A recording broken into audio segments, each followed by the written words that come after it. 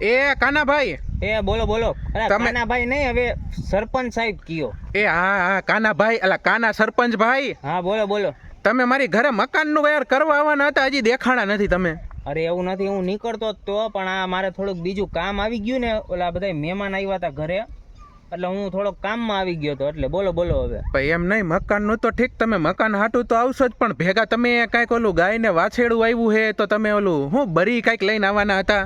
અરે હા હા, જો ઈ બરી લઈ આવવાનો હતો, પણ હવે તો લગભગ ઈ પૂરું થઈ ગયું છે ખીરું. બરી બનાવીને ખાઈ ગયા છે છોકરાઓ ઘરે લગભગ તો હવે. ભલા માણા એવું થોડું હાલે, તમે સરપંચ બની ગયા તો હવે મારું મકાન ભૂલી ગયા અને બરી હોત ખાઈ ગયા મારા વગર ને, આવું કેમ હાલે યાર? અરે તમે ઉપાધિ કરો માં નીતિનભાઈ, આપણે બીજી મંગાઈ લઈશું, ખીરું મંગાઈ દઉં તમારે આટલું, મજા મજા કરો ને ભાઈ. અરે મારે તાજે તાજું ખાવું હે યાર. અરે તાજે તાજું જ ઉપાધિ કરો માં, હું લેતો આવીશ, હું ભૂલ્યો નથી ભાઈ, મને બધા યાદ જ હોય, મગજમાં જ હોય. તમે ઉપાધિ કરો માં જરાય નીતિનભાઈ, બધુંય થઈ જાય છે.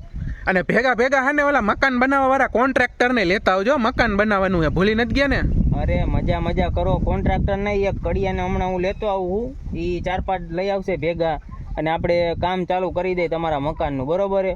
અને સિમેન્ટ હે ને કાંઈક હારી વાપરજો.